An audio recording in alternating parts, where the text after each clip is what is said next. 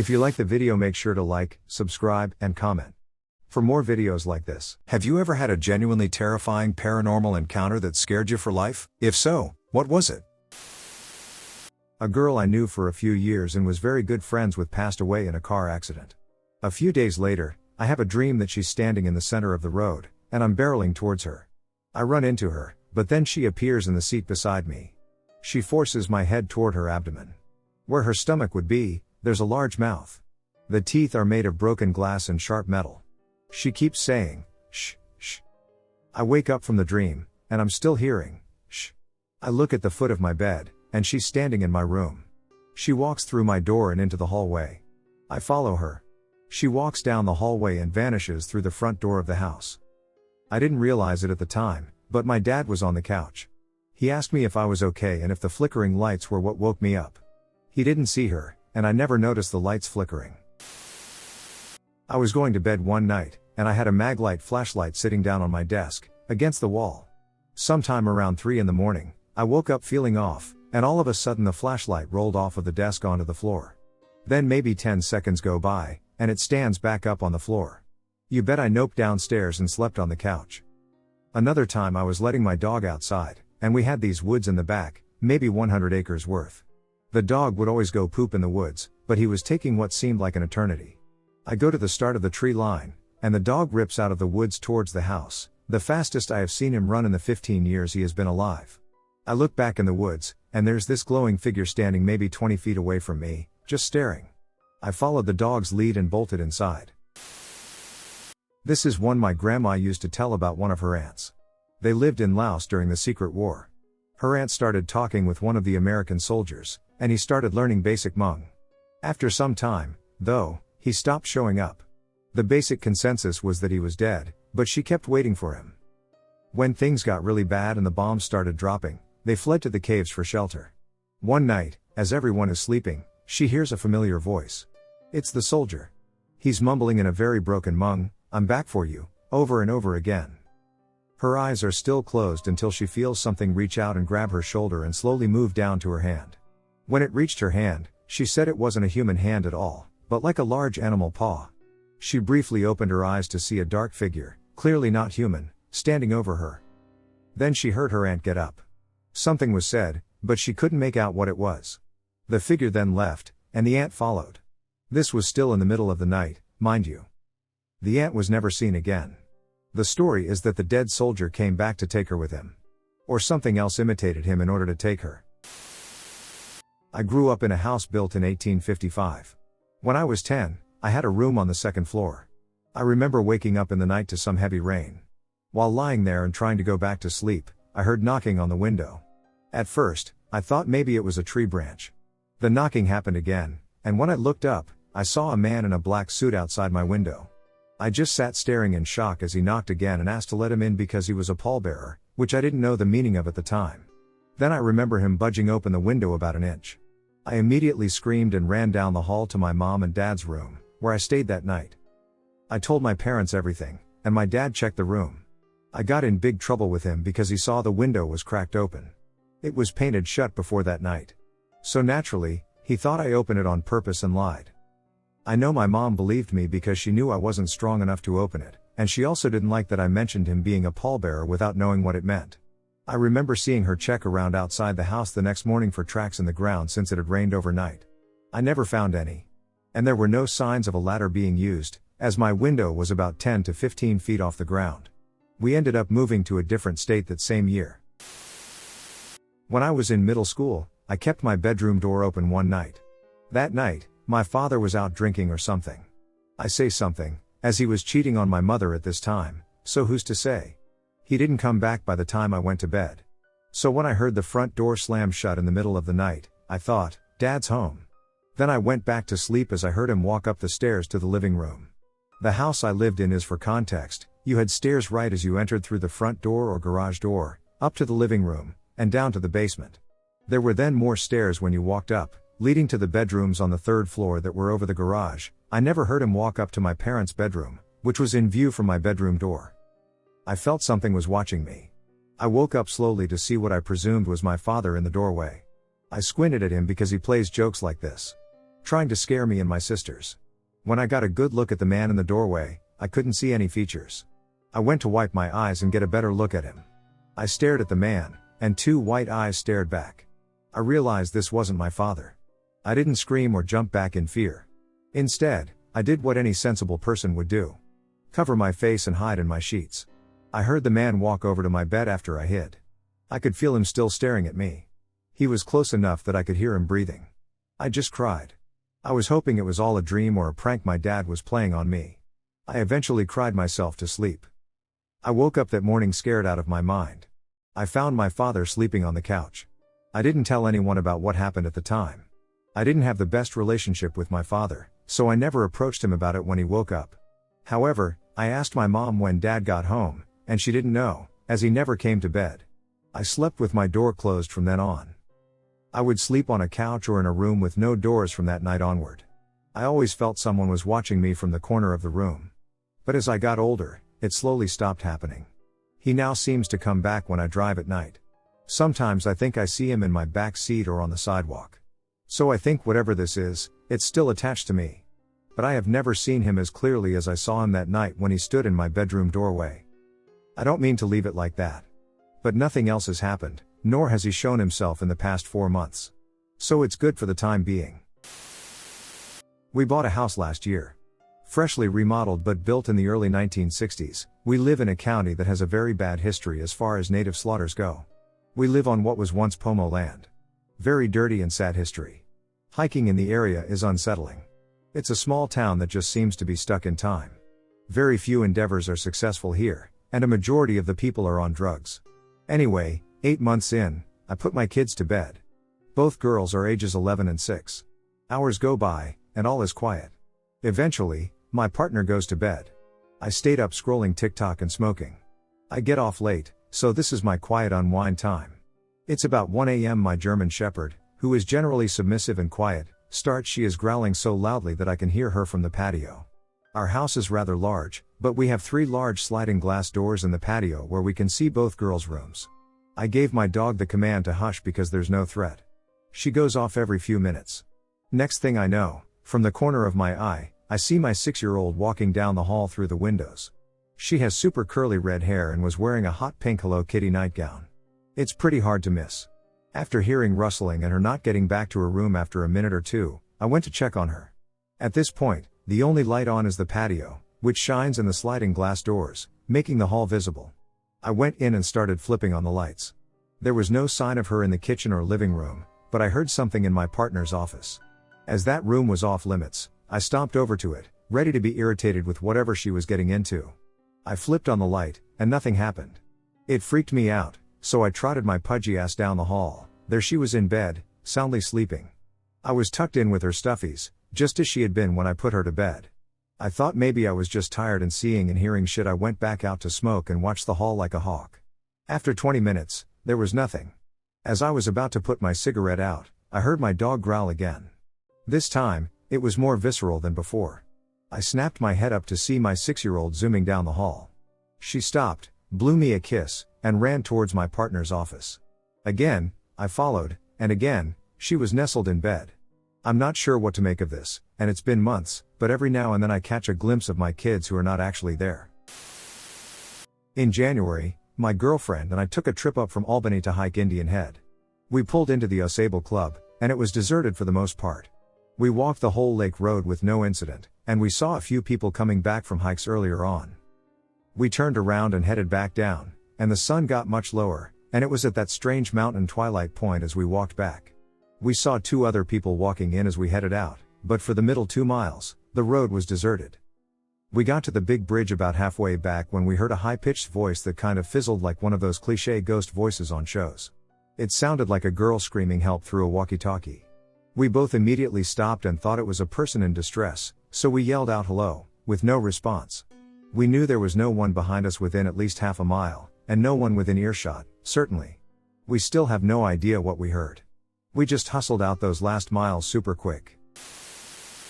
The kids where I grew up used to talk about the Click-Clack Man, an old guy whose legs had been chopped off, so he grew his fingernails extremely long and walked around using them, looking for children to murder. I actually think there was more in-depth lore to this fella, but I don't remember. What I do remember is lying in bed, terrified that he was coming for my legs because I'd be there in the dark hearing click clack. In hindsight, it was most definitely a zipper or something clacking around in the washing machine, but I was so sure it was real. Anxious times. This is unrelated, but this is a real story. When I was about 15, I was sitting on my bed reading something in the middle of the day when I saw something out of the corner of my eye. I looked over at the doorframe, and there was a shadow figure of a tall man in a trench coat wearing a fedora. The second I saw this thing, it fell through the floor. I'm not a believer in paranormal stuff, so I assumed it was something I imagined and just never really thought about it. Thanks to the internet, I recently found out that tons of people have had this exact experience. It's called the Hat Man. It's terrifying because people have drawn pictures of what he looked like, and it's exactly what I saw. Something pretty scary happened up near U Lake a couple years ago. I went up on a Friday one weekend in late May with 3 friends. We had our tents pitched a couple hours before nightfall. We decided to go for a short hike close by. Nothing too long because we wanted to come back earlyish and smoke a bit of weed and hang out. When we got back to our tents, all the zippers were as wide open as possible. Nothing was missing, though. There were no signs of anyone around either. We were all pointing fingers at one another, laughing it off, and getting out the food. I didn't think much of it. As night was falling, my one friend noticed some movement about 60 to 80 yards behind my other friend and me. We all looked and saw 8 people standing on a foot-high, elevated patch of soil or rock by the tree line.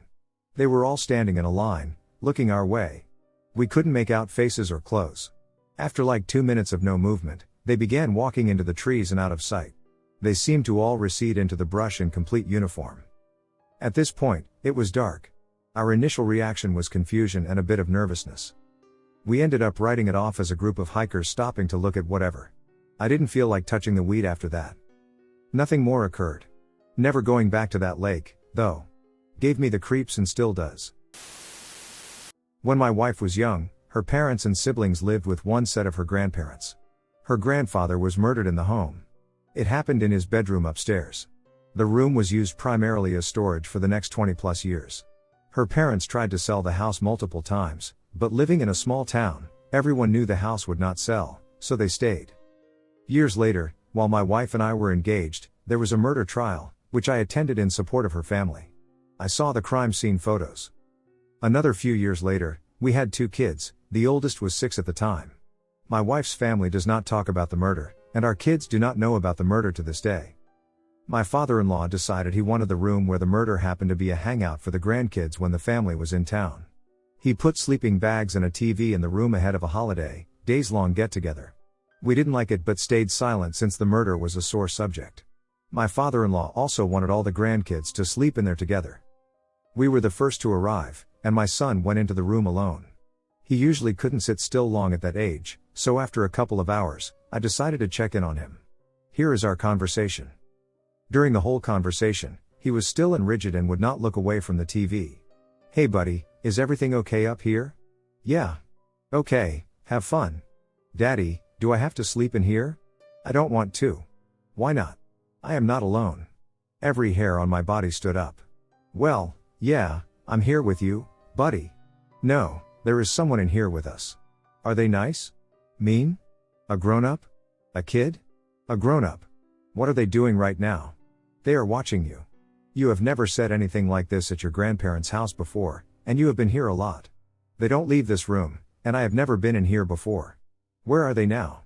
Without looking away from the TV, he points to the far corner where his great-grandfather was murdered and says, "They are standing over there. They don't move much." "Okay, buddy, you don't have to stay in here," and he left the room with me. I grew up in the town where the real conjuring story took place. Actually. There's nothing special about the house in particular, coming from someone who has lived here my entire life. Though I've never been inside, the graveyard where Bathsheba is buried is a 2-minute walk from my old house. There's some trail in the woods right there, and there's a fishing area down the hill. I know the entire area like the back of my hand. I've been messing around in that graveyard or woods since I was a baby.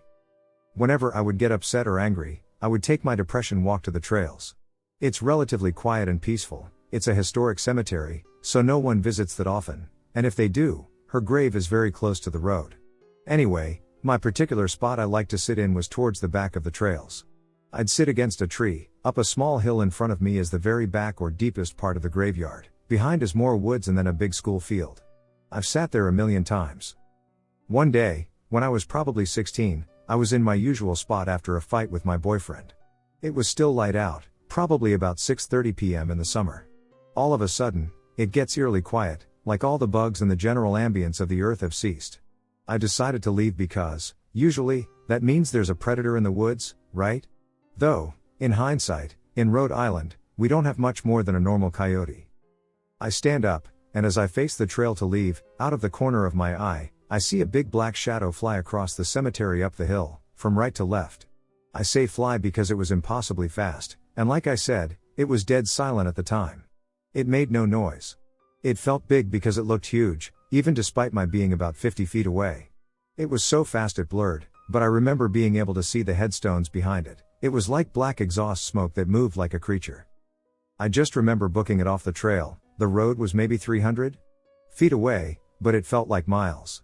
I ran as fast as I could and was so inexplicably dizzy and disoriented that I bounced off trees as I went by. It was so scary, and to this day, I feel uneasy whenever I go there. As if something is watching me. And I'm not one to be spooked by anything in the woods around here. I stopped going to that cemetery. My childhood home was notoriously haunted. We moved into the house when I was around 6 and my brother was 3. It started slow with him, and I saw weird things at night and constant nightmares. Things would go missing, only to return a few days later. We would constantly hear people talking, footsteps, and doors slamming when no one was around. Over the years, it has started to escalate, and there are a lot of stories, so I have included a few. One parent was in their bedroom during a party when they heard a child running, and the door to their walk-in closet closed. She assumed it was me or my brother and went to open the door. When she did, some of the t-shirts that were hung close to the floor were swaying. Peeking out from behind them was a little girl she did not know. The little girl vanished before her eyes. I was home alone, waiting for my boyfriend to come over. I heard him call my name, so I came out of my bedroom and headed towards the front door. When I came to the stairs that separated my room from the front door, I saw this thing. It almost resembled a person, pitch black, crawling up the stairs. It cracked its neck to look up at me, and I ran. I called my boyfriend, and he wasn't there yet. I hid in my room until he came. The last one I'll put is after my family moved out, we rented it for a while. The tenant complained of similar things that we experienced in our first few months there. He went out of town and left his dog in the garage. His friend came to check on it, and the dog was missing. He later found the dog, who was fine, just scared, locked in the crawl space that was completely separate from the garage and 2 closed doors away from where the dog was left. This crawl space was the worst place in the house for negative activity. My good friend shared this story with me, and I've never been able to shake it. He's about 40 and divorced. Back when he was married with a 1-year-old daughter, he and his wife bought a house and moved in. It was apparently an old house that needed some fixing up, but they got a good deal and were ready for the work. After a week or so, he notices a life-size doll in the corner of the nursery where his daughter sleeps. It creeps him out because he's a normal human being, so he turns it around to face the corner, so it stops staring at him. After putting the kid to bed, he goes downstairs and asks his wife about it. "Where did we get that doll?" She looks at him and says, "I don't remember, I assume someone gave it to you for our daughter, and we moved it here." He's a little weirded out because he didn't remember moving the doll and wonders if maybe it was in the house when they moved in and he didn't notice it. The next morning, he goes to get the kid out of her crib and notices something. The doll isn't facing the corner anymore. It's looking at him again. I'm getting shivers already just remembering him tell me this. That's enough to creep anyone out, so he throws it in the closet and shuts the door. That night, he had an argument with his wife. I don't remember what it was about, and it's not really relevant, but the point is that they were getting into it a bit, loud and focused enough that they didn't notice their daughter crying upstairs. At a lull in the argument, his wife hears her and says she's going to go check on her, but he just tells her she'll be fine. Let's hash this out. Another minute goes by, and suddenly he realizes he's practically having to shout over the noise of his daughter screaming from her room. It sounds different. It's not a normal cry. He glances at his wife and quickly starts up the stairs. What he saw when he opened the door literally makes my eyes water with fear when I think about it. The closet door is open. The life-size doll is sitting next to the crib, motionless. And its arms are reaching through the bars towards his daughter. Just stiff and motionless, like it was caught in the act before returning to a doll state. Needless to say, the doll was thrown out, and I believe it even burned. There's no explanation for that other than something seriously demonic. The story of that house goes on for much longer. I was spending the night at my girlfriend's parents' house over the holidays. We were in our 20s at the time, so they didn't care about us sleeping together in the same room. They had recently bought furniture for the bedroom we were sleeping in. It had been her sister's room, but she had committed suicide about a year earlier, so they had decided to redo it. The furniture was all expensive antiques and had been set: a bed, chair, blanket chest, and a very large armoire with a full-length mirror on the center door, 3 doors on it. The first night there, I bolted up wide awake in the middle of the night, my hair standing up on my neck.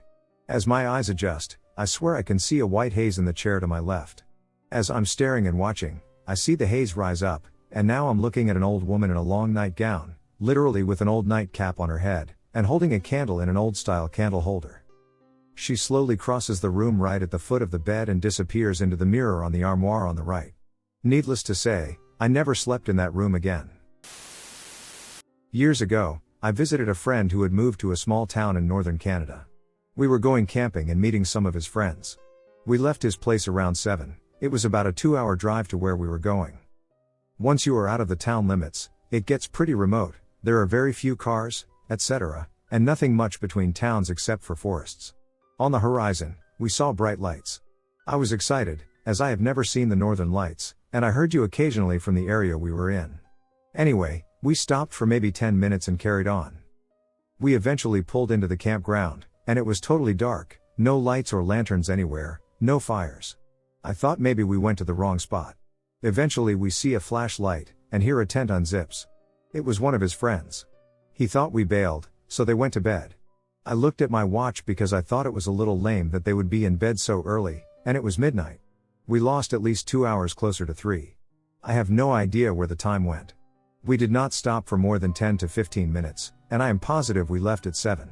It still freaks me out to this day, and we have no explanation. When my son was 3, he started having dreams and visions of people coming out of holes and dancing in his room. He said they were trying to tell him something. He also said he would wake up to see faces in the dark, and they were screaming at him. There were many nights when his screaming would wake me up, and I would run into his room. It honestly sounded like he was being attacked. One night in his room, he was telling me about one of his experiences when I saw a streak of white light move up over his face. Another time I ran into his room, and he was up on his knees, looking around the room. I didn't say anything and just continued to watch him in the dark. This went on for about 15 minutes, and finally he looked at me, and he said one word, It was apparently his name for whatever spirit he was seeing. Another time on the baby monitor, we heard a loud male voice say, "Stop that." We happened to know a mother and daughter psychic team and enlisted their help. They tuned in, and both said they saw an evil old man spirit from the 40s who brought in other souls to make mischief. He also smoked a cigar. We often smelled cigar smoke in our hallway outside my son's bedroom. They tried cleansing the house remotely. They lived in another city. We thought all was well until one evening we were walking into our dining room to sit down when my son went flying forward into the table. He started crying and said that someone had pushed him from behind. We kept our son in our room that night, and my wife and I both heard what sounded like an old man making gagging noises from my other son's room. He was 11 months old. Our friends put together a whole team, and they came and cleansed the house. It was quite a process, and our neighbors probably thought we were real weirdos, but they got the job done. We haven't had any issues in 10 years. It was really scary. When I was a little kid, my family moved to the hills of West Virginia and lived in a small house that was built in the 20s. I hated this house, specifically my room. My room was set up so that my bed was in a corner and my closet was directly across from my bed. Facing the closet, to the right, was a doorway with no door leading into a playroom. The door to leave my room was to the left of my closet on the wall where my bed was. Every night, I sat there, staring at my closet door. My dog, who is a bigger husky, Shepherd, would lay at the door whining to get out of my room as I made her stay with me, which she never did in any other room, even when she needed to go outside. My fearless dog hates being in my room. After a while, the fear didn't get any better. I would beg my parents to let me stay at my grandparents' house, which was next door, or for my dad to stay in my room with me until I fell asleep. I had never had trouble going to sleep on my own, so my parents thought this was just some way to get attention or something. Well, one night, all of this fear and everything else came to a head. I was lying in my bed, pillows stacked up so I wouldn't have to see my closet door, hiding under the covers. I heard my dog yelp. This being odd, I peeked out of the covers and saw nothing. As soon as I laid back down, I heard the handle fall off of my old closet door. The handle falling off wasn't something new, as it was only a front knob and a rod and was found on the floor quite frequently. No one thought a thing of it and would just pick it up and place it back in the hole. When I heard the knob fall, I terrifyingly looked over, and neither I nor anyone else had ever actually seen it fall before. Since the door was old, the knob kept the mechanism latched so the door wouldn't open. Since the knob was out, the door creaked open like in a horror movie. At this point, I was so scared that I couldn't move, scream, or do anything. My dog at this point was whining very loudly, but not loud enough for my parents in their room to hear. Then she stopped. Just stopped. I looked at the open closet door and saw a small, frail boy with a very large head. All of him was black except for where his eyes should be. He slowly turned and looked at me, and I didn't feel fear, I felt devastation. I felt the most extreme anger, sadness, and intense emotions I have ever felt. It wasn't natural. After what seemed like forever, I bolted out of my room, sobbing, and ran to my parents. My parents never let me sleep with them, so my father took me back to bed and waited until I fell asleep. From then on, I would throw actual fits if I wasn't allowed to stay the night at my grandparents'. On nights I had to stay home, this same experience would happen every single night. I wouldn't sleep if I stayed at my house, so my parents gave in and let me stay with my grandparents most nights. It got to the point where my mom was telling my godmother what was happening, and she offered to bless the room as she was a devout Catholic. After this, things got better for about a week, and then they all collapsed into the same horror show every night. My parents aren't very religious, but they eventually decided to test it out for themselves. My mother stayed in my room one night and decided that we needed to move the next day. I've never seen that little boy again, but the thought of it brings me to tears. I don't know what it was. I believe in the supernatural. It's kind of hard for me not to. I wasn't the only one to experience this. My old house was tested for any kind of leak or slow poisoning and was clear. After selling it, we found out that the people who lived there refused to use that room, which I found interesting because they never knew what had happened. A friend lived in a house in the middle of nowhere between Mount Horeb and Blue Mounds. There are lots of stories about it being haunted. It was a very old farmhouse with a small graveyard in the back of several members of the family that originally owned it. One night, my friend convinced her parents to let her have a party. A bunch of us were hanging in the living room when the temperature dropped considerably. Then a shadow moved across the walls. Half of us grabbed our SHT and ran to our cars. It felt so off. I was not one to be afraid of that type of thing, but I wasn't having any of it. It honestly felt like the room got angry at us. As I was getting in my car to leave, the lights outside dimmed and then came back in a line from the house to the barn. I never went back. A few years later, my BF's family built a house that shared a property line with it. Every time I was there after dark, I bolted from my car to the house. As you got closer to the property line, it just felt cold and angry. Weirdest thing that still freaks me out 30 years later. So I grew up in Northern Virginia, and we had plenty of battlefields and such to visit for school field trips. In 5th grade, my class went to the Belle Grove Plantation, which was at Cedar Creek Battlefield. Cool house still has damage to her columns from gunfire from the battle. Anywho, my class was in the kitchen of the plantation, listening to the tour lady talk about whatever it is you'd tell a bunch of 10-year-olds about plantation life. There are these big double doors on each side of the room, and they are open. And then we hear humming coming from outside. The teacher's aide, whom I'll call Bulldog because she looked like one, told us that whoever was humming should knock it off. But that's the thing, it wasn't any of us, and it was coming from outside. Bulldog goes out one side of the kitchen, comes back in, and goes out the side that leads to the garden. She comes back in and says to the tour lady that no one at all is out there, but she could hear the humming right there in the garden. It doesn't sound like much, right? Well, fast forward a few years, and I'm reading a Ghosts of Virginia book. There's a story about Belle Grove in it. Apparently, the lady of the house was found in the smokehouse one day, badly beaten, half in the embers, with clear fist imprints on her face. She died just a few days later. A slave girl was accused of the beating and murder and was hanged for it. And the lady of the house liked to walk in the garden and was always humming. And various people over the years were witnesses, I guess you could say, to the ethereal humming that would take place in the garden. That just thoroughly freaked me out when I realized I got to witness it too. We have a ton of back roads near our town in Pennsylvania that my friends and I love exploring because they just take you to random old farms or hidden trails in the forest. We did this a lot in our pastime together. So my two friends leave my boyfriend's house. I stayed because I was spending the night with him, and they decide to go exploring. They go down a road they've never seen before and are driving on it for about 15 minutes until they come across a house. The house is white and deserted, except for the light of a fridge in the kitchen that they can see through the window. Creepy, but they continue on. They go further down the road and come to the end. A house is in front of them, with a garage on the side. The garage door is open, and no lights are on. It's already creepy enough, and they decide to turn around when they see something. A dog walks out of the garage and just stares at the car. They told me it had a very human-like face. I've asked them about this both separately, years apart. They didn't know what they saw, but they said that this creature had the face of a human. Body of a dog, face of a human. Maybe it was a bulldog or a pit bull? Something with a human-like face? No. Face of a human. Too sentient looking. They're screaming and freaking out because they can hardly process what they are looking at. They actually went back a second time because they were in shock about the whole thing.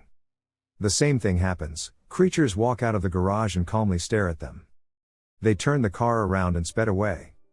Another weird thing is that, as they were speeding away, terrified, they remembered passing an old pickup truck on the road. About 5 minutes later, going in the exact same direction, they passed the exact same truck again. The road was one way and surrounded by trees. Maybe it was a bizarre coincidence, but it looked like the exact same truck, parked in the exact same place. Yeah, supposedly there's this haunted road in South Milwaukee. Oak Creek? Called Fitzsimmons Road. Well, we'd always go down there to drink a couple beers and walk this long road that led to the lakefront. I'm not native to Wisconsin, so my ex thought it was the coolest thing ever to see if we'd see any ghosts or anything weird. So we went off until the neighbors kept calling the cops, which ended with us getting tickets most of the time. We stopped after that, but supposedly the road is haunted by some crazy lumberjack or some racing track where people died at the cliff. Well, one day, I had a new girlfriend, so we went down there with my newfound scary knowledge. You know why, right? Lol. Well, the first couple times we went off trail, we found hot spots in the woods. Well, spooky, but nothing serious. It was like fall type weather, where some leaves were brown but trees still had leaves. The fields to the right were cut recently, and they were empty, but the left side had short vegetation. But one night we went with the same weather conditions, and it was pitch black. We were walking down the long road when we kept seeing something in the air. We figured it was a bat. But we kept seeing it, and it was making some kind of noise. Like an owl or something. We ignored it till I saw something white run across the road. It ran right to left across the pavement road, and it was this white figure. At this exact moment, I stopped in my tracks, and I told my girlfriend and asked if she saw it. She didn't. But I was pretty scared already, even though I don't believe in the supernatural. I didn't want to be a pussycat or seem weak, lol, so I rationalized it and logically determined it was an albino deer. Well, we kept walking and passed where I saw it running by, and this is when we heard crunching to the left side of the woods where this white thing went. We were hearing branches break and leaves being stepped on. She was like, "It's a deer, right?" And we kept walking, and the breaking of the branches followed us. When we stopped, it stopped, so I grabbed her hand, and we ran back towards the car, and the sound followed us to the edge of the woods. When and where the woods ended. It was an open field of vegetation, and we no longer heard anything as we sprinted back to the street light by some railroad tracks. Well, we were very scared and left immediately, and we haven't been back since 10 years together.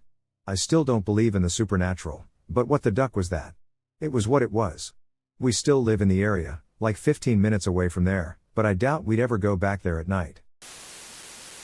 My name is Vince, and I am a 58-year-old pastor in a mainline denomination. Lutheran LCMS, to be precise. We are a conservative lot. Frankly, we are overeducated in a lot of ways. First, 4 years of undergrad in psychology and 4 years of theology, working on a doctorate in pastoral theology in my case. So, not a lot of practical knowledge, but a whole lot of theology, church history, apologetics, hermeneutics, exegesis, and ancient languages. Now my denomination, while paying lip service to demonic activity, still gives us no practical training on how to handle the demonic in their actuality. Other than not to give them any more attention than they deserve, because attention only fuels the demonic entity's foolish pride. Having to learn on the fly about how to handle the supernatural has led me to some strange experiences. The first involved my sister and her 2 daughters. One day about 20 years ago, when I was still a vicar, an apprentice pastor, my sister called me. She was panicking. It seems that she and her daughters have been having for some time, very frightening experiences. I don't call them paranormal, they are in fact normal experiences in spiritual warfare situations. They were enduring bad smells, doors banging, the sound of large feet running upstairs when no one was upstairs, and religious articles such as crucifixes and religious art being bent out of shape and torn up. Now, and this instigated the phone call, they were now seeing a very large, full-body apparition at the top of the stairs. They were, to put it mildly, terribly afraid. The first thing I did was tell my sister during the call that it sounded like she was being oppressed. Not possessed. They were all baptized. The devil cannot possess a soul that is indwelt by the Holy Spirit. He is too strong. In fact, the demonic are terrified of the Holy Trinity. However, they can oppress even the saved. The devil is allowed to do that. After giving her as much comfort as I could, I told her I would be right over. When I came to her home and entered the house, I heard footsteps running upstairs. So, even though I was afraid, obviously, I went upstairs. The feet ran away from me. I heard them running to a closet. Fearfully, but resolutely, I opened the door. Nothing at all, but the smell of something rotting. So, I took out my stole, kissed it, and then, after kissing my crucifix, I pulled out the pastoral companion and started the rite for the blessing of a house. It was then that all hell broke loose. Hell is capitalized, it is a place, like Scranton, so, anyway, all hell broke loose downstairs. There is banging, screaming, running, and out mayhem going on downstairs. So, I then tear down the stairs, and there are my sisters and nieces, holding each other and reciting the breastplate of St. Patrick prayer that I had given them, look it up, earlier, while a dark, very large, and very male entity loomed over them. It was then that I yelled out, "Begone demon! Make way for the Holy Spirit." At that, it fled through the door. The place is calm and peaceful now. The entity had fled. Why? Why were these Christians persecuted by the demons? Well, on checking up on the background, I found out that one of my niece's boyfriends was a bit schizotypal, and unbeknownst to all, until later, he was, while dating her, doing quite a bit of crystal meth. Trust me on this one, that is not a good combination. He thought he was hearing voices. So, to combat them, he had prayed to Satan to stop the voices. He asked for a demon to protect him. Evidently, Satan complied. However, when he stopped coming over, the demon stayed. That is where I came in. After I got home, I called some Korean pastors I know. These guys are the ultimate prayer warriors. They pray every day of the year for 3 hours a day on their faces before the altar. They agreed to pray for me, my sister, and my nieces. And that is it. They never had another paranormal experience. Last Christmas, I was over at my fiancé's place. The two of us were doing homework and just sort of hanging out. During a lull in the conversation, I heard what I thought sounded like tears screeching on the pavement. It was very far away, and given that downtown was nearby and I'm partially deaf, I shouldn't have been able to hear it. I didn't mention the sound because my fiancée wasn't bothered. So I brushed it off as sound travel wired in the city. 5 minutes later, it happens again, but closer this time. She looked over at me with her eyebrow raised. Again, downtown is close, and we brushed it off as noise coming from there. The next time was about 5 blocks away. It happened 30 seconds after the other, which is way too fast for anybody to travel from downtown to where we were. We both noticed something this time. 1. The pitch was changing continuously, so it couldn't be a recording. 2. It wasn't a screech of tires, but an undescribable, inhuman scream. We looked at each other and laughed sort of half-heartedly while trying to still make light of our situation, only to be cut off. Whatever was screaming had gotten to the end of our street in 10 seconds. We both jumped into action, started locking windows and doors, and were halfway down the hall to her room when the fifth and final wail sounded. I shit you not, this thing must have been at the apartment steps. We bolted into her room, and she ripped an older book off her shelf. I've never seen someone skim through pages so fast. The next thing I know, we're taking protective measures and actively trying not to think about what just happened. A few hours later, with us not making a sound during that time, her mother comes home, and we race to tell her our story. It takes her about 10 minutes before she looks us both in the eyes and says, "She sounds like a banshee." I don't know what it was or what happened to it, but that is hands down the spookiest thing that I've ever experienced to this day. About a decade ago, when I was still in high school, I always used to bike to school in the early hours of the morning. My road led me through these beautiful forested areas, past meadows for livestock, and through tranquil country roads. I loved biking there before the sun came up in the winter. The road is split in places. There's one lane for bikes, a small ditch, and a larger lane for forest rangers to drive their cars along. One time I was riding along the bike lane when suddenly, on the car lane, I saw a light. About head level. Very bright, but not blinding. It was slightly behind me and moving at a steady pace along with me. I wasn't scared, more like unsettled, due to how suddenly it had appeared and how it was slowly moving my way. I stepped it up and got out of there. I didn't look back. I rode that road for years and never saw it again. Not long ago, I even hiked there in the middle of the night, hoping to see it again. I figured maybe my returning to the area after so long would trigger it to happen again. Maybe it would recognize me or my intent to see it again. But no luck. It doesn't have to be supernatural. It could have been ball lightning. Even if it was, I feel privileged to have witnessed it. Ball lightning or wisp, it was a unique experience. One I really wish I could experience again. I personally do not believe in the paranormal, but some of the experiences I had at my dad's house as a teenager sometimes make me think otherwise. My whole family experienced plenty of strange happenings at this place, but the most jarring occurred when I was 17 years old. I rarely visited my dad's, but whenever I did make that hour-long trip into the nothingness of Wisconsin, I was always uneasy about what I might see or hear that night. The house had some very unique features that always struck me as strange, the most notable being a small crawl space in my bedroom that connected to my sister's bedroom adjacent to mine. Both sides of this crawl space were fitted with a small door. We never really knew what the purpose of the tunnel was, as it was far too small to use for storage and even too cramped for a grown adult to comfortably navigate.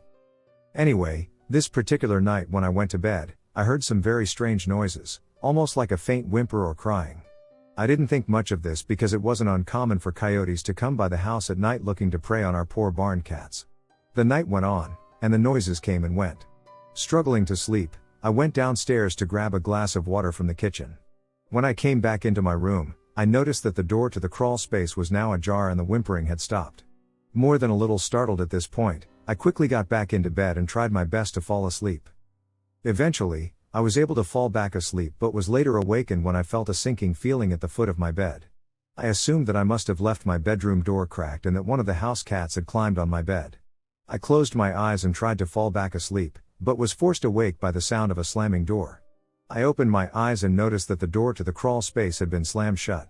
Then I quickly glanced at the foot of my bed and saw the outline of a large figure staring at me from the end of my bed. The figure was all black with bright, white eyes. I got out of bed as fast as I could and ran downstairs. I spent the rest of the night awake on the couch. I still don't know what I saw or if it was even real. I was ready to chalk it up to sleep paralysis, but my sister told me the next morning that she was also woken up by the sound of the crawl space door slamming. That was one of the last times I spent the night there. And if that wasn't bad enough, 5 years later, my dad and stepmom decided to add an extension to the house, and when they were digging the foundation for the extension, they uncovered gravestones from the 1800s. No, thank you. I've got a few, but the one that stands out the most involves an old farmhouse that had partly burned down and never been demolished. The local urban legend was that the last family who had lived in it had died about 20 years before. The father killed his wife and his child or children, various with the telling, and then killed himself. The house caught fire later, or he lit the house on fire again, depending. There was a standing dare: spend the night in the house. Supposedly, someone had it and was sent to a mental hospital. Other kids tried but got spooked. Or I saw something, just keeping an open mind, given my experience. There were 4 of us, kids aged 12 to 14, who tried to spend a night in this old house. Our parents weren't thrilled with the idea, so we decided to walk to the house from a friend's house one night while sleeping over. His parents were sound sleepers, and he had his own door out of his house, the basement bedroom. To make a long story short, we got there and laid down in a large room that still had some ceiling. In retrospect, probably not the best idea structurally, but we were fortunate. Then, all 4 of us woke up at once, and for the same reason, as near as we could tell. We'd all started awake in response to someone screaming our names. One guy said it sounded like his mother. I thought mine sounded like my father.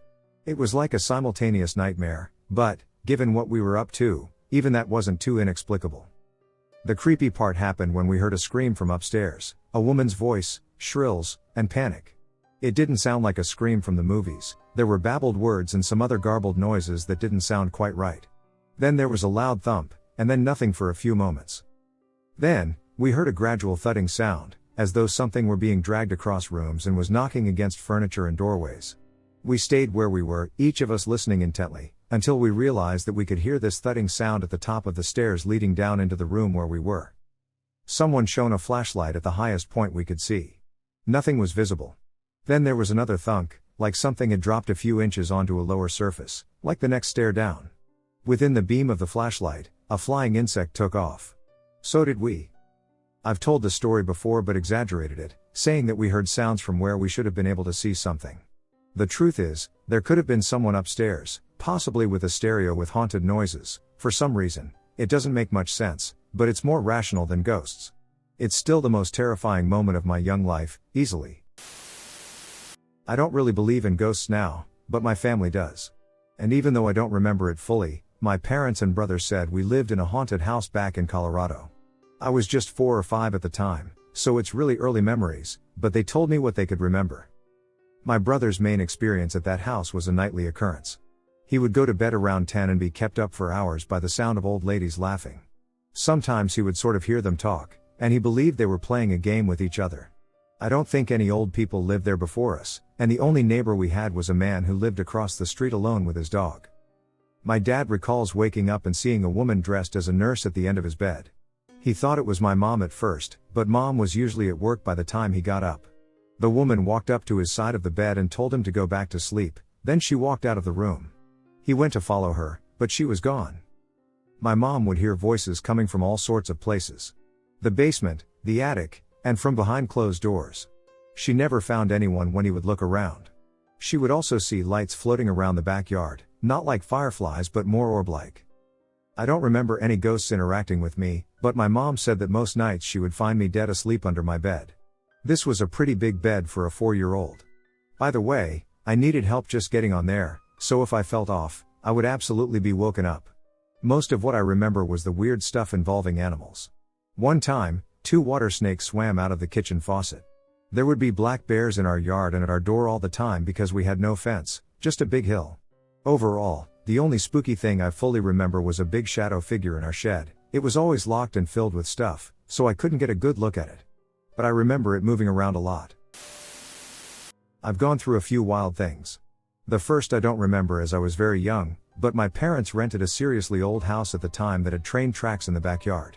A house that my mom claimed was used in the war, assuming we were in a civil war, to aid wounded soldiers. I don't really remember the house, but in my bedroom there was previously a porch, so.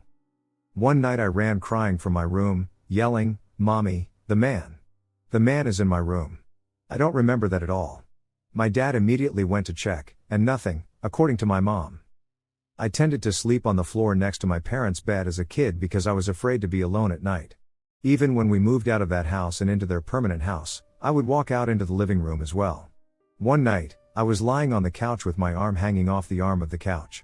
I was still asleep until I felt a very small hand in mine. I woke up very quickly. I was still very young, so I don't remember what happened after that. That house was wild. I'd stepped into the kitchen one night, and suddenly, across the kitchen was the laundry room, and you could see the dryer from the entrance of the kitchen. There was a black TV fuzz plume of matter in front of the dryer, that dissolved into nothing the moment my presence entered, and the dryer door flung open hard suddenly. I have no explanation for that one. I was fully awake in my mid-teens at the time. One night, a group of us were walking around. It was getting late, and we stopped in front of some older, big, dark houses, and my good friend suddenly paled. At the same time, I felt something behind me. An overwhelming feeling. There's someone behind me, isn't there? All my friend could do was nod. We dipped so fast, lol. My friend told us later that it was a little boy that had been behind me. Dude, I have to contact them and get their version of that one. Around that same time, I had my desk set up in an L and was doing something later at night, lights on, when I felt hands on my thigh. I froze and looked down at the desk on my side, and there was a man sitting under it. He was smiling and grinning before he laughed and disappeared. I jumped up so fast. I was on top of my chair, panicking, because, what the hell? I really can't explain it at all. I never saw him again. None of that stuff followed me from Missouri to my new life in the West. I have no idea why. I experienced a lot of trauma that wasn't supernatural as well, so to be honest, I don't know if it's real or not, but those things really impacted me. The Lady in White. It was at a summer church camp when I was 12. At the time, first seen her. We were in our camp cabin, just about to go to sleep, when a few of the boys still awake saw something outside of the window. The window was a narrow, higher up window. Like the kind in some bathrooms. So some of us had to stand on a trunk to see out. Farther away, near the event field, was a woman in a white dress of some kind, think nightgown, not bridal. It seemed even her hair was a pale silver color. She was slowly making her way across the field, heading away from us. I only got to see her for a few seconds before the cabin leader told us to get down and go to bed. Someone asked what that was outside, but we were told to not worry about it and head to bed. That was the first time. The second time was later in the year, after my grandmother and I were coming home from church. We were just about to open the trailer door when I rounded the corner to go to the entrance and saw her floating about 4 feet above the ground, 50 feet away, in front of my bedroom window. I blinked, and she disappeared. I turned to my grandmother and asked if she had seen that, but she said no. That was the last time I saw the lady in white. For context, my room is in the basement, and everyone else's rooms are on the first floor. Like, there's the floor you get in the house, there's the basement, and there's a floor higher than the one you get in. I could talk loudly without bothering anyone in the house at night, as long as my door and the basement door are closed, which they are pretty much all the time. Also, it had been a few weeks since I started to hear the noise of a light switch that doesn't do anything that's outside my room every once in a while when I was in my room and it was dark outside. I was getting used to it, but at first it creeped me out, but yeah, that's nothing compared to what happened that one night. When I was like 14, 15, or 16, I was in the total darkness of my room at like midnight or whatever, just trying to sleep after I had finally stopped playing on my iPad. I was playing something random and not horror related, that's all I remember. But yeah, I was laying there, in my bed, when I closed my eyes and a white flash just hit me, as if an extremely bright light had been briefly put in my face. I opened my eyes, shocked, before literally letting out a small scream and trying to move back. There, in front of me, maybe like 2 inches at first and then 6 inches away from my face, was a very angry looking baby that was kind of also laying down. But it wasn't a real baby, obviously. It was as if someone had drawn it without ever adding shading, but the lines were made of white light and a little wavy. I don't know how long I was just frozen in place, blinking nonstop, hoping for it to disappear, but it felt like 5 minutes, yes, kind of short, but still, it was probably only something around 10 to 20 seconds, if not 5. Before it finally disappeared, another white flash happened behind my closed eyelids, and then I was still all tensed up and not moving for maybe 30 seconds before finally relaxing my muscles. I was just too stressed out to sleep after that, so I opened my lights and took my iPad again, falling asleep with my iPad in my hands later. Lots of random paranormal things used to happen to me, but all the noises related only to this thing.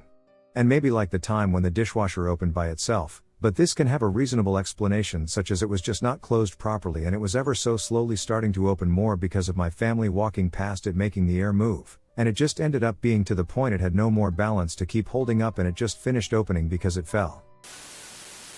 So I live in the Midwest, and the shit that goes on around my house is pretty messed up. We never really said it out loud, but no one ever went into the woods behind the house. It was like an unspoken rule. Even inside the house, with the window facing the woods, my parents only closed those curtains for that specific window. To the right of my house is a very large field we use to plant corn or soybeans for our farm, and behind our house are miles of woods. Our neighbors live about a 15-minute drive away, so we're separated by a lot of miles. I remember growing up as a kid, and me and my sister and brother would play this game called Ghost in the Graveyard. It's basically hide and seek, but it was in our long driveway and front yard, and you play it at night. I remember one July, when I was 9, me and my cousins were playing Ghost in the Graveyard. One older cousin was kind of a jackass and wanted to play in the woods because it was scarier. And with us being kids and I being the youngest, we played in the woods. The whole thing felt so off. I hid behind this massive tree, right next to the field. We had flashlights, but you had to turn them off in order to hide. So I was sitting in pitch darkness, and the only thing I could really see was the field next to me. 1 second, you could hear crickets, owls, and frogs, and then it went super quiet. About 5 minutes into waiting to be found, it began to smell like literal sewage. Like shit and rotten meat were mixed into a blender. So I stood up and looked for my cousin. I turned on my flashlight. I remember gagging as I walked because it smelled so bad. As I walked, there weren't any noises or anything that scared me, I just felt like something was following me. So naturally, 9-year-old me started crying, running, and calling out for help. My cousin found me, and we were yelling for the other kids to come back to the house because we were done playing. No one responded, so we went in the house to grab the adults and tell everyone to come inside. We grabbed my dad, and he came outside and yelled for everyone to come inside. There was no rustling or even a response. So my dad grabbed his flashlight and went out and helped us look. Eventually all the adults came out to look because we had no idea where the kids were. Everyone started panicking, and my dad pulled out his truck and his deer spotlight to see if we could find them along the trail. We stayed out looking for them for about 5 hours, and finally we found the first kid. Nothing happened to him, but he would have had to take a car to wander out that far into the woods. It was literally miles. Same with the other kids that we began to find by morning. Each kid had the same story. They heard our voices calling from the farthest side of the woods, opposite to where our house was, and they were trying to get away from the smell. Now on Thanksgiving, we always talk about it, and even thinking about the smell now makes me gag. If anyone has had a similar experience with this kind of thing, let me know. My family moved into a newly built home in a small town that my dad immediately insisted was haunted. None of us experienced anything important since my mom has previously lived in a house she believed was haunted, my sister and I too, but we were too little then to remember any of the events she says we experienced. So we waved dad's concerns off. Fast forward 7 or 8 years, I'm around 25 at the time. We've got the house on the market, and most of my family has moved out. I live there with a friend who needed a place to stay and with my little brother, who is staying part-time. And our 2 cats. I've moved into the master bedroom. One night, I was woken up by the sound of my bedroom door creaking open. I usually leave it open a little so the cats can come and go, so I figure it's one of them. But as I roll over, I realize they're both in bed with me. So I look toward the door and see a humanoid shape slink into my room. I use the term literally, it was trying to stay quiet and keep a low profile. At first, I thought it was my roommate. She, comes in once in a while. But then I remember she's not home. The mind starts running fast. Little brother? No, he's not home either. Conclusion, I'm home alone, and there's someone in my room. I start to get up, and this figure starts clicking and gibbering at me. No words. My eyes are adjusting, and I'm looking at this feral, hairy, humanoid shape. About 4 feet tall. The best description I can give is goblinoid. And naked. As I'm realizing I can't identify it, the thing ducking lunges at me. I defend myself with the only option at hand, a super heavy blanket I sleep with. The creature has me on my back, pinned to my bed, and is just wailing on me. Scratches and punches.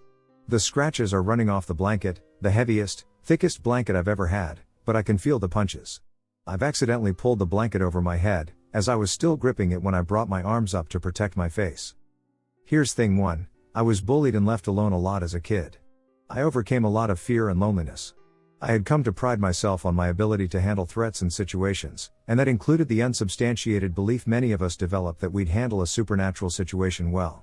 And I don't want to let myself down. Every monster has a weakness, and I don't want to let this one do whatever it is doing without a fight. I thrust both arms upwards to knock this creature off balance, and then roll to throw it off me. And as soon as I do, it disappears. I'm sitting up in bed, sweating, and breathing hard. My cats are awake now, looking at me like nothing's wrong. But I can still feel some of the harder hits that creature dealt. Hell, I can smell it. The room is dark but dead silent, so after a moment, I get out of bed and start turning the lights on. Nothing. I went through the whole house, and grabbed a knife in the kitchen. Nothing and no one. A dream, right? Well, here's thing 2, I'm a lucid dreamer.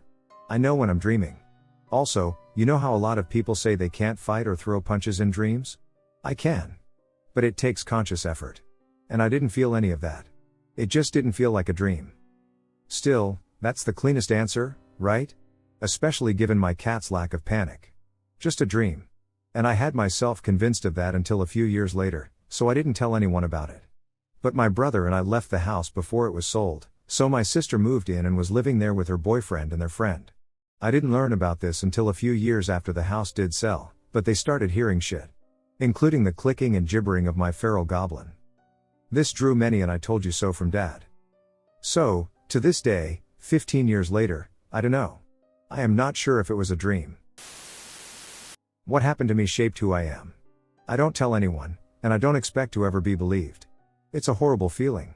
I was 10 and 12. Different houses. Completely different experiences.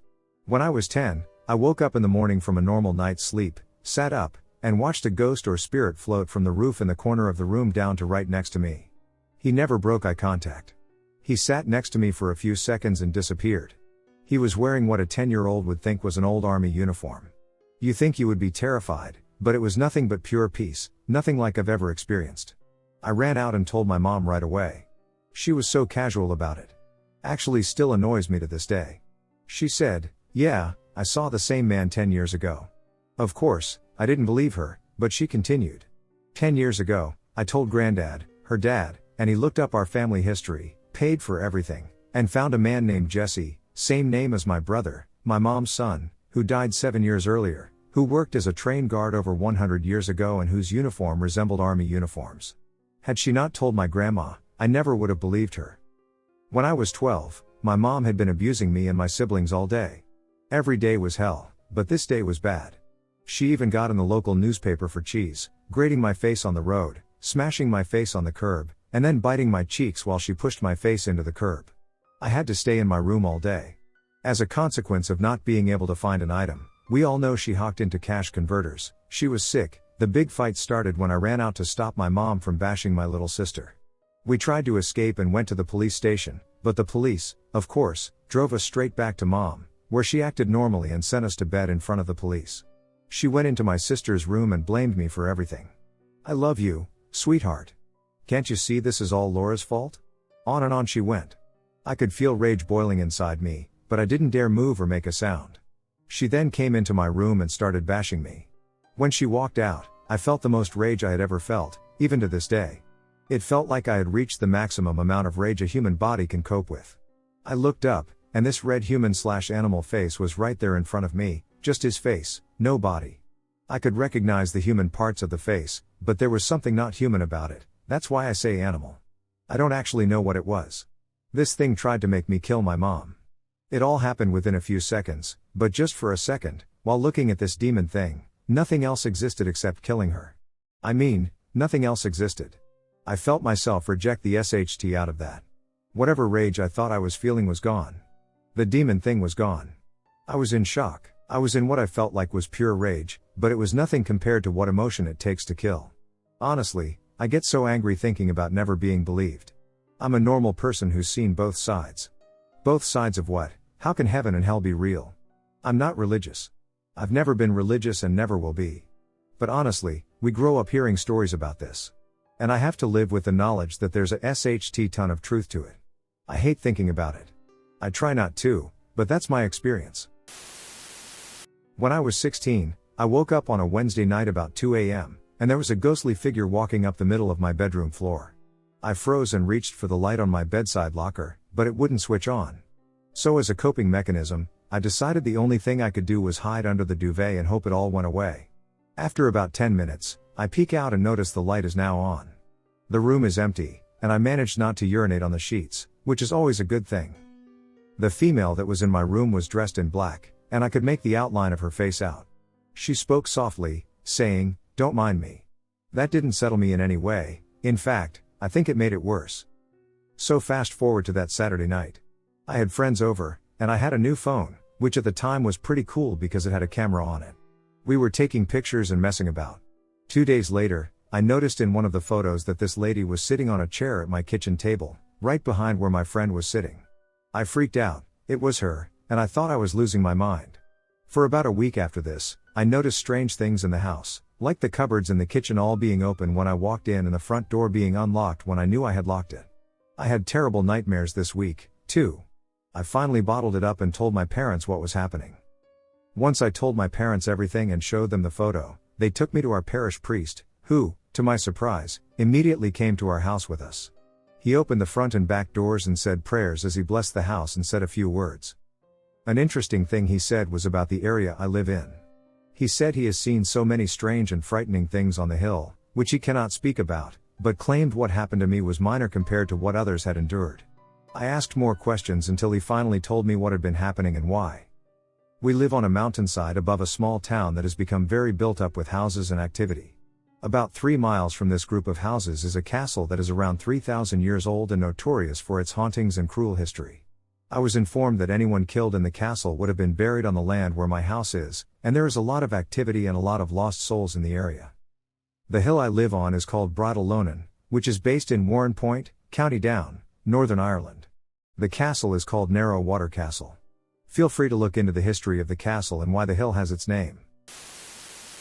When I was 11 and my younger brother, Ryan, was 7, our parents divorced, and we went to live with my grandparents on a farm in Iowa. My brother and I loved it there and had adjusted well. I was the class clown, and my brother and I had a blast exploring the farm and spending time with our friends. One day, out of the blue, Mom came home with this guy, James. James lived with his daughter Sharon a couple of states away in Wyoming. Mom told us he was going to be our new dad, and we were going to move into his house in Wyoming. We didn't even know she was dating anyone. Within a week, she had pulled us from school, and we were living in James's house with his daughter Sharon, who was 17. James also had a 15-year-old son, Matt, who had run away from home. I got Matt's room in the basement. My brother was in the basement room across from me while everyone else was upstairs. When Sharon took us to our new bedrooms in the basement, the entrance room at the basement landing had all these naked dolls piled up in a corner. My brother Ryan and I were like, "What the crap are these?" Sharon said her brother Matt used to take her dolls and torture them. They were all naked, with some arms or legs missing, even some had burn marks on them. Being in 6th grade, I was like, well, I guess it is kind of like blowing up army men with firecrackers, trying to justify it in my 11-year-old mind. Sharon then took us to our rooms. It was a pretty small basement with only 2 bedrooms and cold concrete floors. It was the 80s, so the house was not well insulated, and I always remember it being cold in the basement. There was a massive metal door that connected the garage to the basement, so you could exit the basement by the garage stairs or the stairs from upstairs. The basement garage door was very hard to push open and shut, as they had put a big insulation strip around and under the door to keep the cold air out.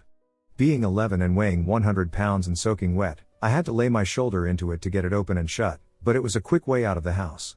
We often went this way so we didn't have to go upstairs where Mom, James, and Sharon would be. Ryan and I spent as much time outside of that house as we could. Either exploring the barn James had on his property or walking across the road. There was a huge open pasture next to his property. My brother Ryan and I were pretty innocent about many things. We were pretty silly and everything was funny to us, or we did stupid things like the kids in the movie Stand By Me, if you have seen that.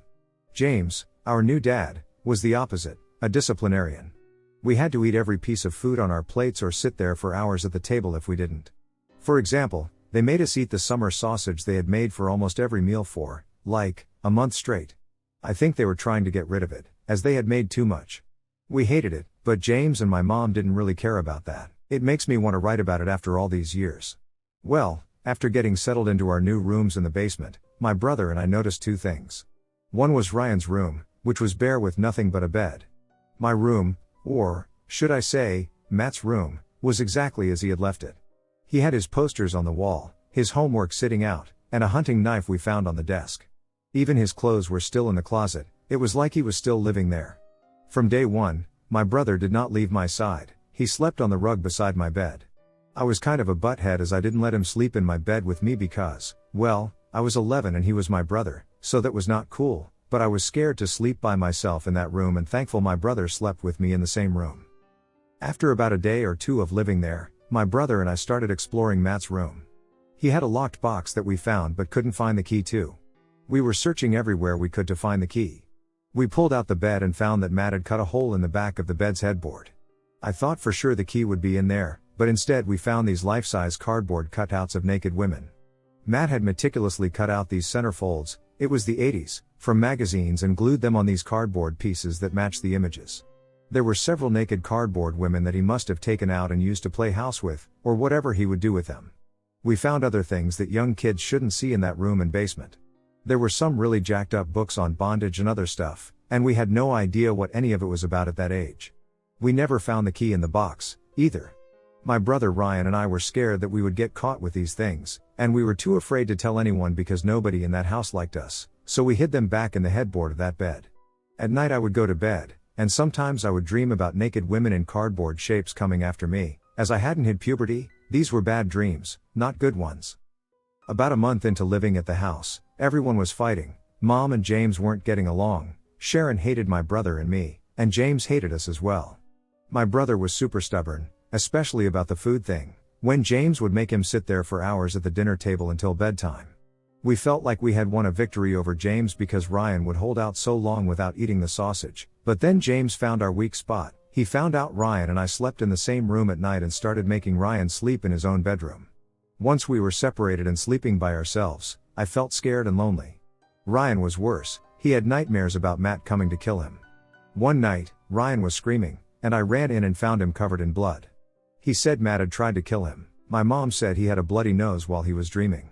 He got a lot of bloody noses that winter, as the air was cold and dry in the basement. My brother and I found a way around being split up, though. After James made sure Ryan was in his bed and not in my bedroom, Ryan would sneak into my room and sleep. He would go back to his bedroom in the morning before anyone got up. There were lots of really jacked up things that happened, but there is one thing that bothers me to this day. Why am I writing this? I was playing by myself on the garage steps with my army men. I had opened the big, heavy metal door and was just playing with the army men. I was the only one in the house, for whatever reason. For some reason, I grabbed a couple of the dolls lying around the corner, and at first I just made them part of my army war, but then I made them kiss. I'm not sure why I did that. Like I said, I wasn't really into girls or had hit puberty yet. All I know is that the giant metal door behind me slammed shut. The door that I could barely budge just slammed shut 2 feet behind me. I knew I was the only person there, and I knew there was no way that door would shut by itself. I was so scared that I just acted like I was still playing army men for about 5 seconds, then ran up the garage stairs as fast as I could, thinking that at any moment something was going to grab me before I made it out of the house. I stayed outside until my mom came home. I never told her what happened until later in life. Not too long after that, my mom and James split up, and my brother and I moved back with my grandparents. That is when my mom told me some other little things, like that Matt had actually committed suicide and not run away. She had to explain what suicide was to me. He had hanged himself in the barn my brother and I played in all the time. Thanks for the heads up after the fact, Mom. I believe in good and evil in this world, and that houses and environments are evil. I have never seen any ghosts, aliens, or anything like that, but that door slamming shut by itself happened. It wasn't air movement in the house or pressure, something evil closed it. When I was pregnant with my second child, I would have insanely vivid dreams. Usually just random things, but one night I dreamed about what I'd come to know as the Hat Man. I'll give a little background for context in the dream. My friend Anna recently moved to a different home, and my friend Charlotte moved into the old one. Me and Charlotte were only acquaintances, but since Anna had lived in the home, I was very familiar with it. In my dream, I was walking up to the house with my husband and my oldest daughter. I was coming to babysit for Charlotte. It was super foggy and dark, with no other houses around it, nothing but a man sitting outside of the fence. He had his back turned to us, just staring at the house as he sat in a wheelchair. The feeling I had was extremely uneasy, and something about the man was just off. As we approached, I got the sense that this man wanted to get into the house but couldn't. He appeared to be middle-aged, nothing stood out besides the wheelchair and his hat. It was a hat you'd see in a show like Peaky Blinders. The closer I got, the more I somehow knew that this was not a good person. In fact, he was not a person at all, but something pretending to be one, and the wheelchair was only a guise for him to seem like he was not of any threat. Don't ask me how I knew all this, it's just dream logic, I guess. I said to my husband as we came up beside him, almost passing the entrance to the gate, "Don't look at him, don't talk to him." For whatever reason, I looked at his face then, and he started to change. I can't really describe what he became, but as it grew and morphed, I could sense his anger fuming as he became this distorted, towering thing. We quickly rushed past him and into the house. He had disappeared. When I got into the house, nothing was right, it was abandoned and dilapidated, save for a worn kitchen table with 3 little girls, all in the same onesie. I could see 2 were twins, and 1 was slightly older. Now Charlotte only has 1 son and a toddler girl, and I have never babysat for her or met her children. I told Anna about the dream a few days later. I always tell people my dreams, I think they're entertaining and weird, and I'm sure anyone who has the misfortune of hearing about them probably just thinks the latter. She agreed it was a weird dream and said Charlotte had been talking about her son complaining of a ghost or something in his closet at night, scaring him. She told Charlotte about my dream, and shortly after, she reached out to me privately, and what she said sent shivers down my spine. Before her daughter was born, she had a miscarriage. And her son had been intermittently telling her about some ghost that came out of his closet at night with a weird hat on. She also said she had been extremely depressed and felt very off lately. Charlotte asked if I had ever heard of the Hat Man, but I never had, and just as well, the hat in my dream wasn't the same type as the one her son described when he talked about the thing that was in his room at night. I told her all the details of my dream, and we ended our conversation agreeing that it was very strange. I didn't talk to her again after that. Honestly, I had forgotten about all of it since I was so busy with a toddler and would be giving birth soon. My pregnancy was hard, and postpartum was harder. I immediately had severe PPD, and honestly, my brain went to some scary places during that time.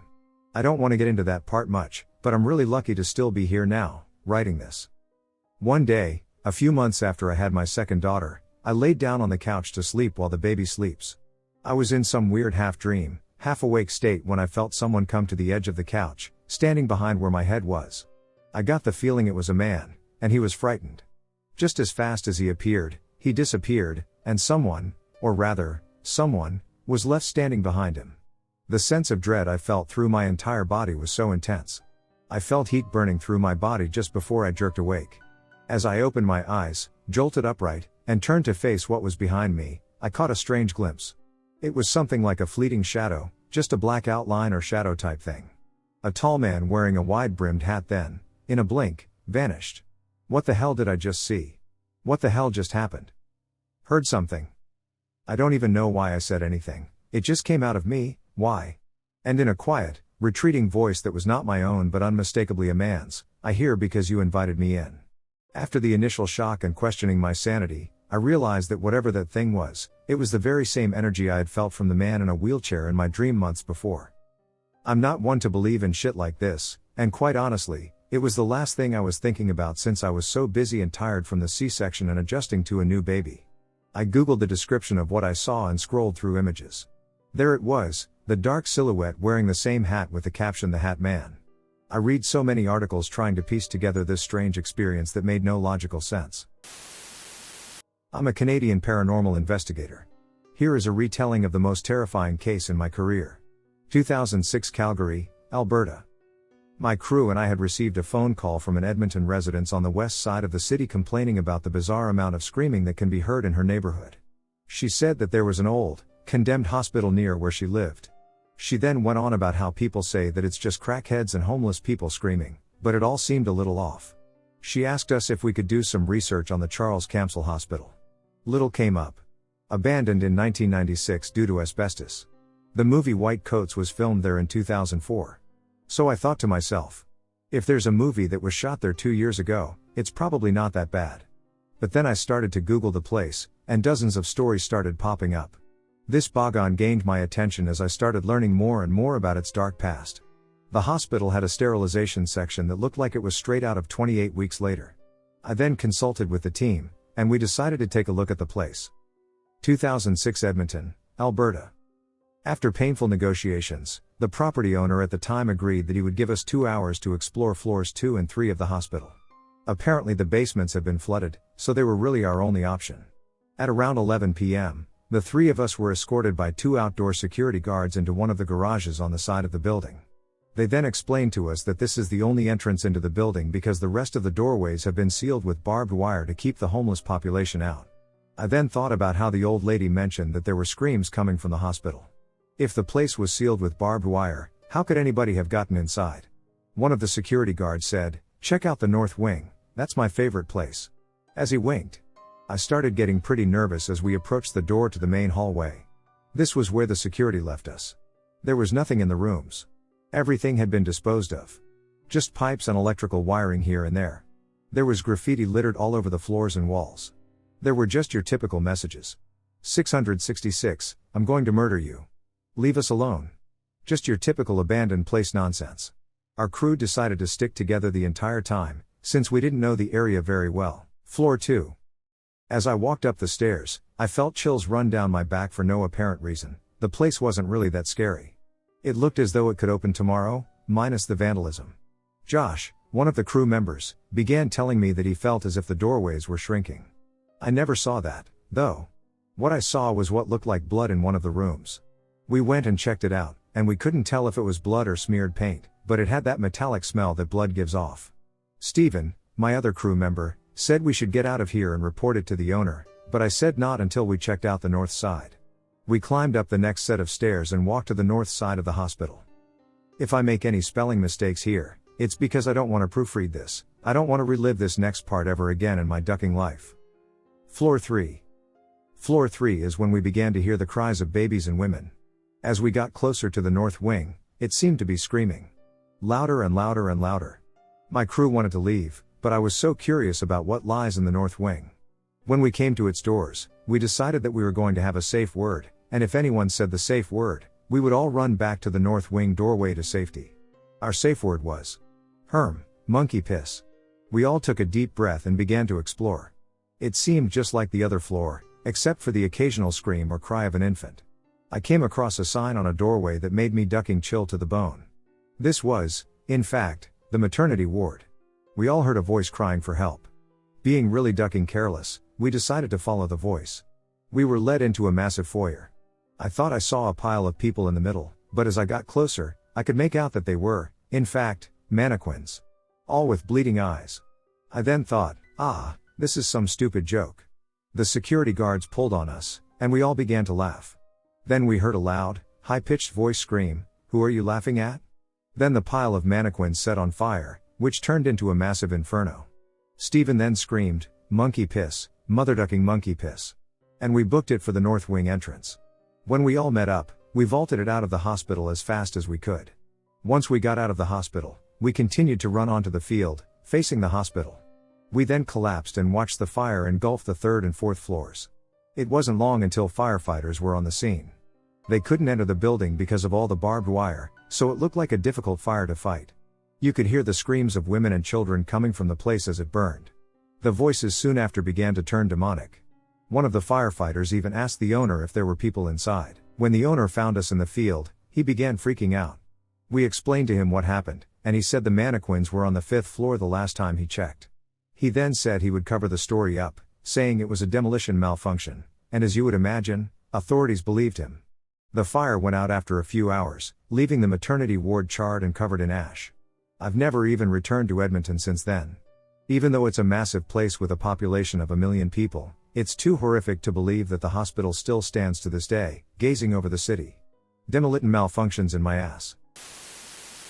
Indianapolis. There are some really good ghost stories out of Greencastle. The Blue Lantern at the front of Boone Hutch Cemetery, Four Arches Bridge, East College at DePaul, the Victorian Day Spa, which was Brewster's restaurant when the owner was murdered, Edna Collins Bridge. I personally had several really wild experiences at Edna Collins. Edna Collins Bridge was supposedly haunted by the ghost of a little girl, Sarah, who always played in the creek below as her mother drove into town. Her mom would come back and bonk 3 times to let Sarah know she was back, and Sarah would come get in the car. One day, the mother returned, honked, and Sarah did not appear. She had slipped on some rocks in the creek, hit her head, and drowned. The legend says that when you stop on the bridge, turn off your car, and honk 3 times, the ghost of Sarah will climb into your car, and you'll also be followed by some kind of black animal. Not sure how this fits into the story. I have done this quite a few times. Nearly every time, we have all felt a sudden, distinct cold just seconds after honking. Multiple times, my passengers and I have felt a very intense, oppressive type of energy settle into the vehicle. Twice, I've seen something very briefly in the rearview mirror. A friend saw a face in the side mirror that made her scream and start crying. And on at least 5 occasions, I've been followed away from the bridge by a solid black dog, cat, or large bird that made my hair stand up and made me want to speed away. Edna Collins is just outside of Greencastle, near the tiny Clinton Falls. It's worth a visit, if only to see the bridge itself. I believe the house I grew up in is either a portal or hub for spiritual activity, and growing up there was hell, but I had never experienced anything like this. I had a complicated pregnancy, and I nearly died many times in the first year of my life. This is relevant because my mother believes this is what started the activity in the home. One night, she woke to a group of figures bending over my crib to watch me sleep. I grew up normal, things happened, sure, but nothing serious or dangerous. I moved out of that house at 15 with my mom, and we got an apartment in a different town. My sister, her kids, and my grandmother all still live in the home and still do to this day. A few years ago, at this point, I had not been back to the house for longer than a few hours since I left it. My sister was having a joint party for her kids, as they were both born in September. My sister's boyfriend at the time was showing me the work he did. He had finished the addition to our house, which had been just bones since I was born, and turned it into a shop. He had also added the foundation for a porch off the back, but it was just concrete and wooden beams so far, so they kept the door locked so no kids would accidentally fall out of the door. Anyway, he wanted to show me, but we needed the key to unlock the door, and we looked for 5 minutes where it was usually hung, and it was nowhere in sight.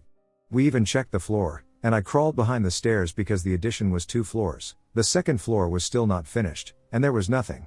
So we were crouched next to each other, and as her boyfriend turned to tell me he's going to go ask if someone accidentally put it in their pocket or hid it from the kids, the keys just dropped out of nowhere, onto the middle of the floor right between us. We both just looked at each other, and he looked at me and said, "She knows you're home." It may sound creepy, but there is this woman in a white dress who used to stand over my crib and even wake my mom up in the middle of the night just before I started to fuss about something. And he told me they hadn't seen her since I left, but for 2 days after this encounter, they could see her at night in the upstairs of the addition, rocking in a chair. I don't know why or what she was doing, but that's not even the bad bit. So that all happened, they had a fire, the kids all built a pillow fort in the living room, and they fell asleep watching movies. The rest of us drink a little, watch the fire, and share our little ghostly experiences.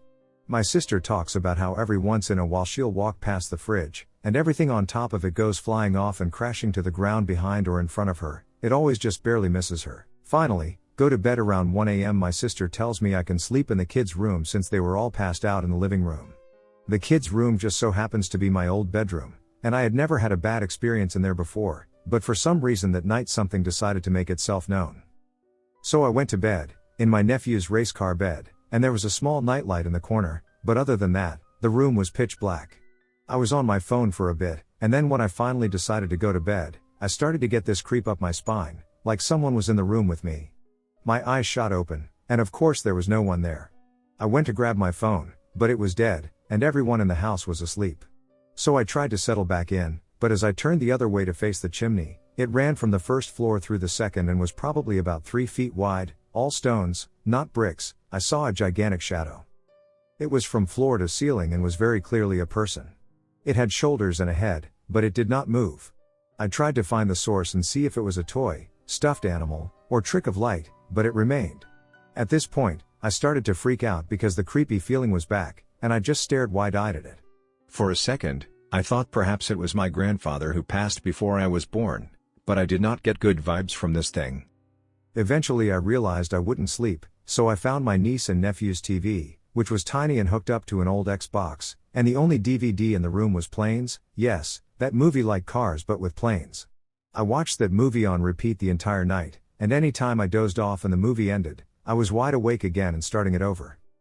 I remember watching the time fly by on the little clock as the sun slowly started to rise. That shadow stayed the entire night, and so did the bad feeling. Eventually I could hear my grandmother up, and I ran downstairs and told her I wanted to go home. I didn't have a car at the time, or else I would have been long gone. I felt drained and sick, I had a headache. I chalked it up to being hungover and went to sleep the minute I got home. For the next week, I felt off and on the verge of nausea but was not actually throwing up, and I'd randomly get these severe migraines that also made me nauseous. I threw up when I ate, and I just thought I got sick or something because I'm prone to stomach bugs. I thought nothing of it, and eventually everything was fine, and I felt fine. But I had this constant feeling of someone watching me everywhere I went. I didn't have that feeling in the house I lived in before, so it was odd. I met a guy online, and he stayed over about a month into our dating. The middle of the night, I remember waking up, and he was just lying in bed on his back with his hand behind his head, staring at the bedroom door, and I was like, "What is it?" I didn't know if my cat was out there or not, and he says, "I've been awake for a while, and I feel like something is watching me." I immediately sat up and stared at my door. So it isn't just me? This is what I remember thinking. Then suddenly I got dizzy and nauseous and felt like I was going to throw up, and I curled up and tucked my head between my knees, trying to ground myself and stop the spinning, and then without even thinking about it or realizing it, I said it until after I said, "He doesn't like you." My boyfriend whipped towards me with wide eyes, obviously concerned and scared, and I looked at him and was like, "I don't know why I said that. I don't know what's happening." And he just got up, shut the door tightly, and then pulled me down into his chest. The vertigo and nausea continued, and then I was chanting in my head over and over, "You are not welcome here. Leave." Very angry. Soon the vertigo stopped and the nausea slowly went away, but I had a bad headache. I said, "I think it's okay now," and my boyfriend told me he kept envisioning us in a bubble of light, safe and protected, and I haven't had any problems since. I still feel like I'm being watched, and our dog barks and growls at a specific closet in our house. Oh yeah, me and that guy are still together 3 years later, so I don't know if it's our demon friend or another ghost because the house we live in now is also haunted. But that's a story for another day. This all started when I moved into the townhouse I currently live in, so about 4 years ago. It is a 2-bedroom, 2-floor home. Living alone, sometimes you imagine things happening in your home that aren't. That's what I thought for the first few months, anyway. At first, all it was what sounded like footsteps upstairs. These aren't new homes, so at first, I figured it was just the house creaking. But I could swear, it sounded like distinct footsteps. I never heard them when I was upstairs, only when I was downstairs, so I thought it was the upper level creaking. About 6 months later, my husband and I got married, and he moved in with me. Shortly after, we got a kitten. All this time, I still hear these footsteps, but I don't say anything to anyone because I don't think it's that weird. Until our cat starts staring upstairs while she's downstairs. If any of you have cats, you know this isn't really that weird. Cats often stare at places with this look, like they see something you don't. So again, I try to justify that this is a normal cat thing. Until she starts backing away, like she is scared. That was the first time I even considered the possibility of a ghost. But again, I'm an extreme skeptic, so I tried to forget about it. Except it happens again. And this time, my husband saw her do it. That's when I told him about the footsteps. He looked at me and told me, I hear them too. From then on, we kind of joked about them. Every time we hear them, we say it's the shadow person. This goes on for about a year. One night, when my sister was over, she heard us joking about it. She looked at us and told me she'd been hearing it since she stayed with me that first summer. She says they scare her. She thought she was the only one who noticed them. So now I've confirmed that 2 people and a cat hear these footsteps. It's far from confirmation of the existence of ghosts. But I'm not writing this simply because of the footsteps we all heard. No, it gets weirder. After about 2 years of living here, we had our son. That's when all the activity in the house picked up. We'd hear the footsteps almost every night. They started only sounding like they were coming from my son's room. Specifically, there is one stop directly next to his crib that makes a very loud creak, and that's what I'd hear. The creak would be so loud and sound so much like someone was upstairs. My husband and I would actually run to check on our son because we thought someone was in there with him. Months of this went by, and I was still not convinced of any paranormal activity. This next instance, though, would be what changed my mind. My son had just learned how to point. He would point at things to show me things, to comment, or to ask what they were. We were downstairs, and my sister's cat was visiting. My son is pointing around the room, and suddenly, he points to the top of the stairs. The same spot my cat occasionally looks at in fear.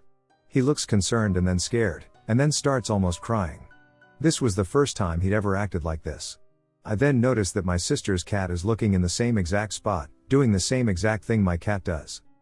I got really freaked out by this. I'm actually getting the chills writing this, remembering how scared my son was. It was after this that I started telling people about it. Some people looked at me like I was crazy, but my sister and husband completely believed me.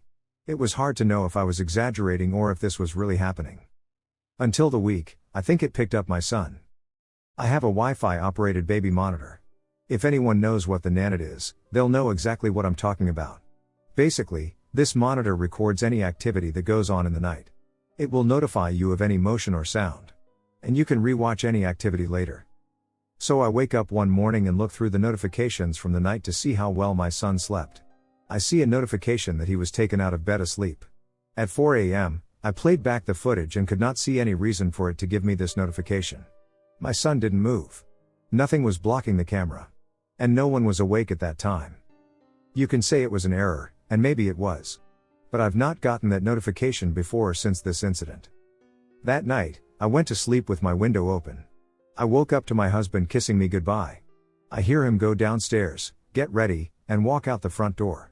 Because my window is open, I can very clearly hear him lock the door and pull it, not once, not twice, but 3 times, to confirm it is locked. I say this with certainty, firstly because I heard it, but secondly because my husband has mild OCD and he does this same thing literally every time he leaves. I went back to sleep. When I woke up, I found the same notification that my son was taken out of bed while asleep. I went in to check on him, and he was fine. I went downstairs to get some coffee, and on my way, I looked at our front door. I noticed it was unlocked. I opened it to confirm that it was indeed unlocked. I'm now on edge.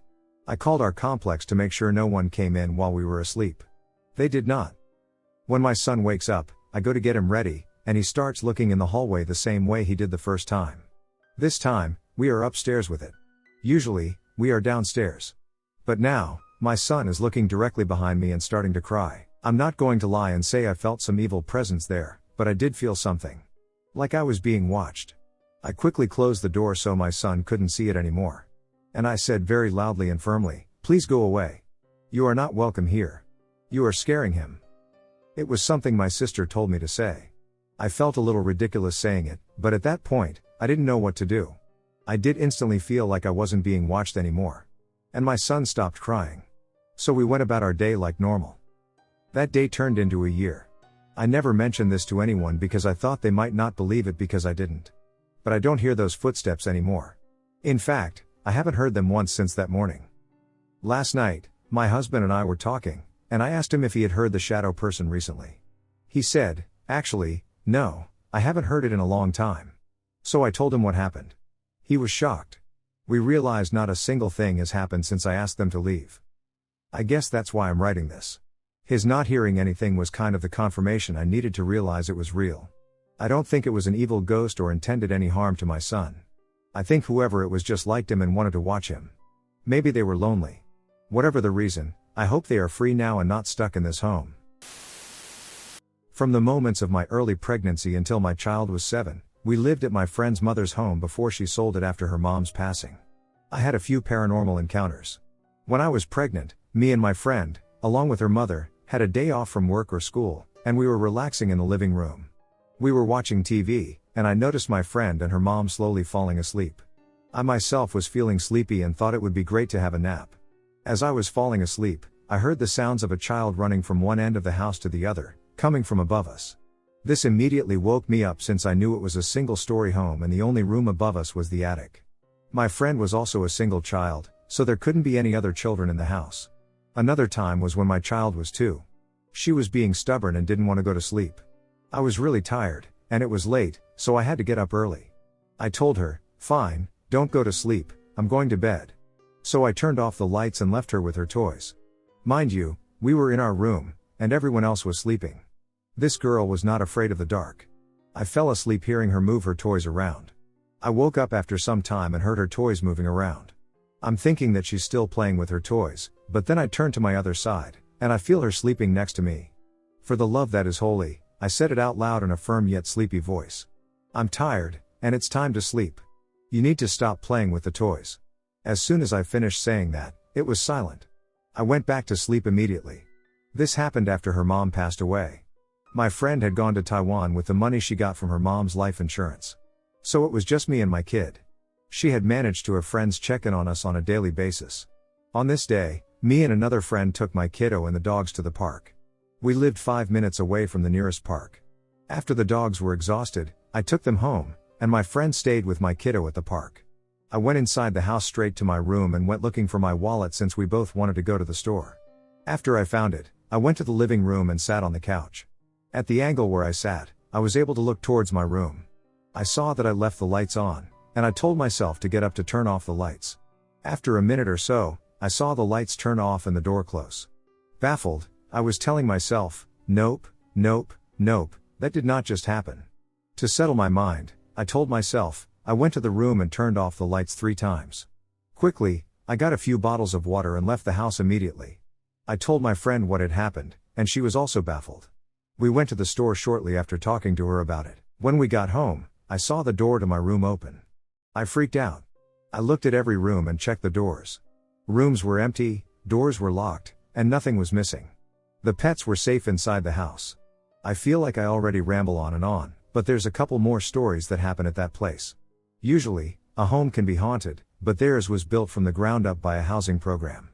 I believe the land could be haunted since there are extra guests in the home. The only person to have actually died there was my friend's grandmother.